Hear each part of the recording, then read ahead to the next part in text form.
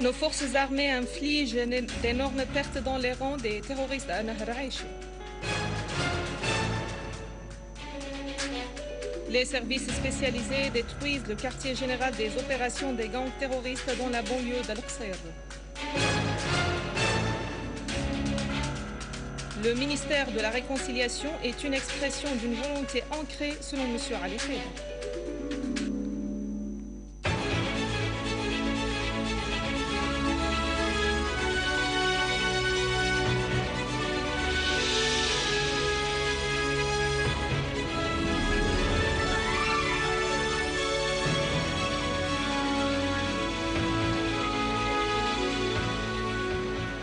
Mesdames et messieurs, bon après-midi et merci d'être avec nous. Nos forces armées poursuivent la traque des mercenaires, leur causant d'énormes pertes et appréhendant nombre important de terroristes, ce qui a permis aux habitants des quartiers et des zones de tension de retrouver la sécurité et la quiétude.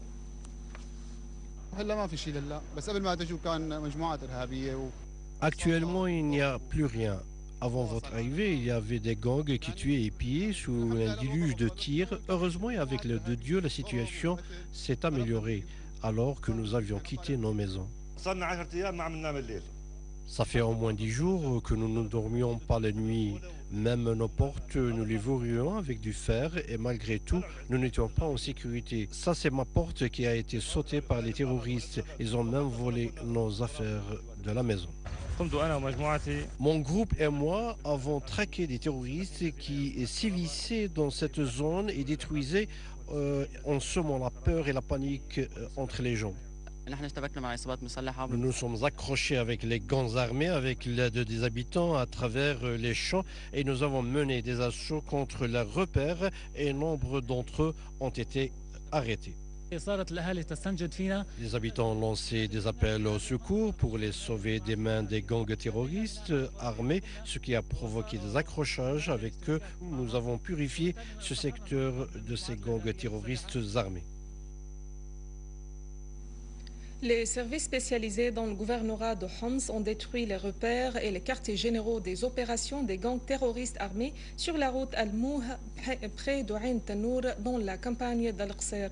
L'assaut donné par les services spécialisés a causé la mort de nombreux terroristes dont Abdelmajid Al-Rahil, Diab Hussein Al-Diab et Hussein Al-Aqla.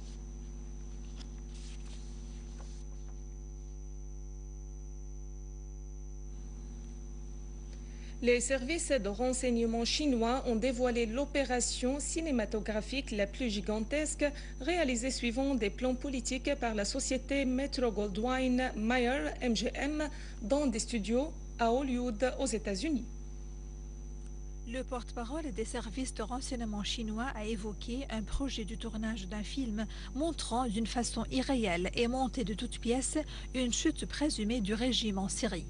Dans une interview accordée à la chaîne Russie 2, le porte-parole a indiqué que les services chinois possédaient des informations fournies par leurs agents au sein de ce projet.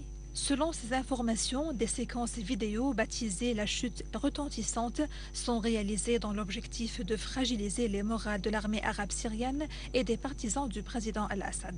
Le porte-parole chinois évoque des scènes montrant des maquettes représentant aux dimensions réelles le palais républicain, le mont Qassioun, l'aéroport international de Damas, le stade abbasside, le siège du commandement régional, les places des Omeyyades, des Abbassides et de Sabah Bahrat, la bibliothèque Al-Assad et le pont du président à Damas, en plus de l'aéroport militaire de Dmer et une ferme privée de nos officiers de l'armée, et ceci pour réaliser des scènes réelles pour le scénario de la chute présumée du régime. Le porte-parole chinois ajoute que le coût de ce projet atteint 36 milliards de dollars versés par le Qatar, l'Arabie saoudite, Oman, l'Égypte et la Tunisie. Il a précisé que la diffusion de ces scènes suivra immédiatement l'arrêt de la diffusion de toutes les chaînes satellitaires syriennes et celles qui sont alliées de la Syrie au Liban et en Iran. Tout cela suivant un calendrier politique accéléré dont les résultats sont prévus avant le mi-août prochain, indique-t-il, soulignant que la Chine ne laissera pas la Syrie faire face seule à ce complot universel, lui offrant un soutien moral énorme pour faire face aux répercussions de ce complot.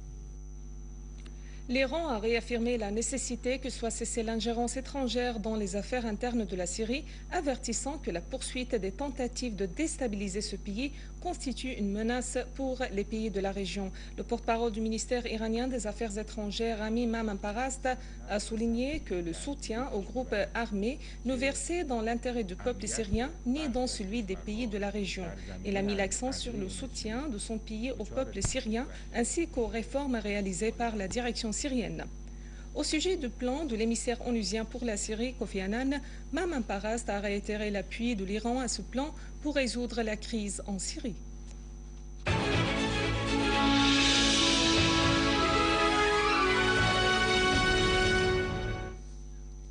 L'Assemblée du peuple a repris aujourd'hui les travaux de sa troisième séance de la première session extraordinaire sous la présidence de M. Mohamed Jihad El-Laham, président de l'Assemblée, et ce pour débattre le programme du gouvernement.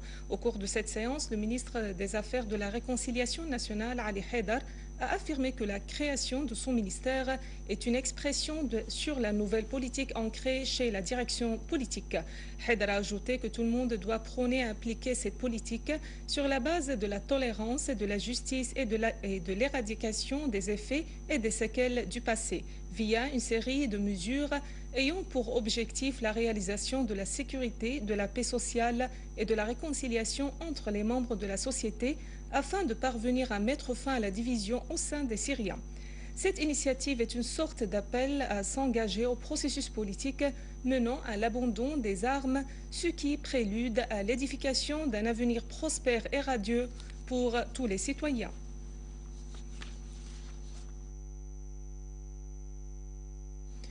Le président du Conseil des ministres, Riyad Hajjab, a affirmé que toutes les denrées alimentaires sont disponibles suivant les besoins locaux de consommation, mettant l'accent sur la nécessité de la coordination des dispositifs pour garantir l'acheminement de ces denrées vers les gouvernorats et les citoyens.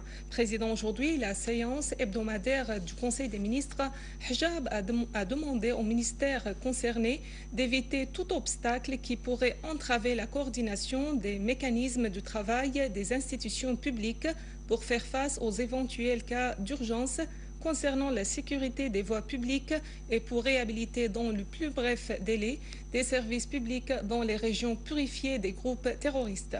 Hajjab s'est ensuite informé du vice-président du Conseil pour les affaires économiques et des services, Qadri Jamil, de la conjoncture des services publics qui préoccupe les citoyens dans les circonstances actuelles. Un rappel des principaux titres. Nos forces armées infligent d'énormes pertes dans les rangs des terroristes à Nahar Aïché.